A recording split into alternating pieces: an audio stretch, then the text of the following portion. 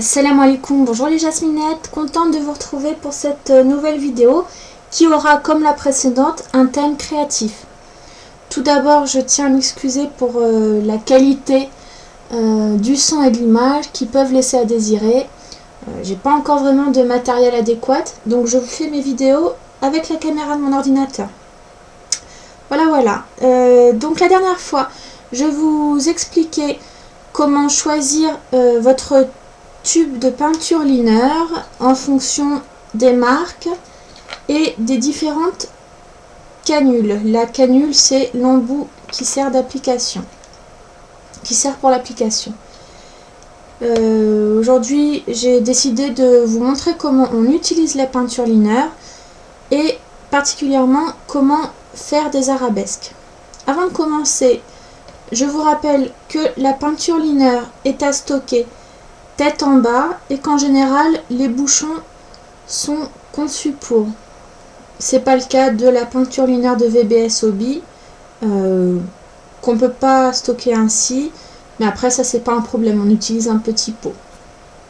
Donc on stocke la tête en bas, et aussi si vous l'utilisez pas depuis un certain moment et qu'il y a un bouchon qui se forme dans la canule, pas de problème, vous prenez une aiguille que vous insérez dans le trou de la canule et il n'y a plus de problème. Pour cette présentation, j'ai choisi d'utiliser la peinture de VBS Hobby, couleur rose nacré. J'ai pris une feuille de papier simple, je n'ai pas tracé de motif au préalable. Par contre, vous, si c'est la première fois que vous utilisez la peinture liner, je vous conseille, une fois que le support est peint, de tracer le motif ou le texte au crayon de papier. Ça vous permettra de bien gérer l'espace, de ne pas mettre le motif trop à gauche ou trop à droite, et ça évitera également la marge d'erreur. Une fois que la peinture est appliquée, on peut la retirer, mais après ça rallonge considérablement le temps de la création. Donc voilà, pour commencer, je prends mon tube de peinture, j'ai ouvert forcément le bouchon, je pose ma main, la main qui va travailler, je la pose sur le support pour avoir un bon appui. Je vais approcher la canule du support et je vais presser très légèrement le tube de peinture pour faire sortir la peinture. Mais durant toute l'application, il faudra avoir une certaine constance au niveau de pression du tube afin que le tracé soit continu et de la même taille pour qu'il y ait une certaine uniformité. Donc voilà, je pose ma main, j'approche la canule, j'appuie légèrement jusqu'à ce que la peinture sorte et dès qu'elle sort, je commence mon mouvement. Il ne faut pas poser la canule sur le papier mais juste au-dessus.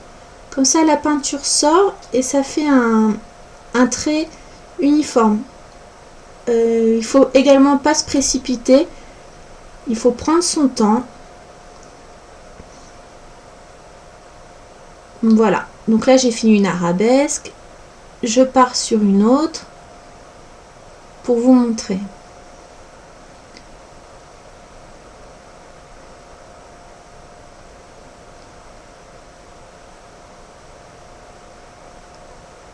Voilà. Donc ensuite, on laisse sécher toute une nuit pour que ça soit sec. Je voulais vous dire également, quand on fait une arabesque, il faut faire toute la boucle en entier et ne pas s'arrêter en cours du tracé. Il faut vraiment prendre sa peinture liner, débuter l'arabesque et ne pas lever son poignet avant d'avoir fini la boucle. Regardez, donc là je poursuis, je finis ma boucle et c'est qu'une fois que la boucle est finie que je me lance dans un autre tracé. Donc après je vais me mettre ici et hop, je reprends une autre boucle dans un autre sens. Il ne faut pas s'arrêter comme ça, non, on ne s'arrête pas en cours, on va poursuivre l'arabesque jusqu'à la fin. Toujours pour garder une certaine uniformité. Quand on fait une arabesque, donc là on va s'attarder sur ce motif en particulier. Donc pour avoir un joli rendu, l'idée principale c'est de faire une boucle sur la gauche, une boucle sur la droite. Regardez. Là, je démarre, je fais l'arabesque de départ, comme ça. Donc là, je suis partie sur la gauche, l'autre ira sur la droite. Celle-ci ira sur la gauche et celle-ci sur la droite. C'est un petit peu le secret pour avoir un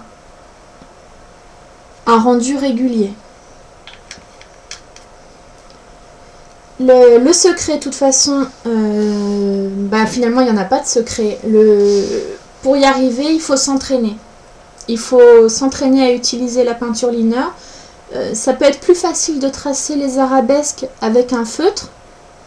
Donc vous pouvez déjà vous entraîner avec un feutre, juste pour obtenir le mouvement. La peinture liner, il faudra s'exercer. C'est un peu comme pour le sport, il faut de l'entraînement. Ce que j'ai prévu justement pour vous faciliter un peu la technique, c'est que j'ai préparé une feuille avec des arabesques déjà tracées au feutre. Je vais la proposer au téléchargement sur mon blog jasminenco.fr. Comme ça, vous allez pouvoir imprimer la feuille en noir et blanc, tout simplement. L'imprimer et ensuite la prendre votre feutre ou votre peinture liner et reprendre directement sur les arabesques. Ça vous montrera un petit peu le mouvement et peut-être que ça va vous aider pour la suite. J'ai fait des arabesques un peu grosses et d'autres un petit peu plus petites. Voilà, ça va faciliter l'entraînement. Et puis moi, si vous avez des questions, vous n'hésitez pas à me contacter via le formulaire de mon blog. Donc je redonne l'adresse, c'est jasminenco.fr. Et j'ai l'intention de vous proposer d'autres tutos, également particulièrement des alternatives à la peinture liner, parce qu'il y en a pour qui ça va être un petit peu compliqué, je pense.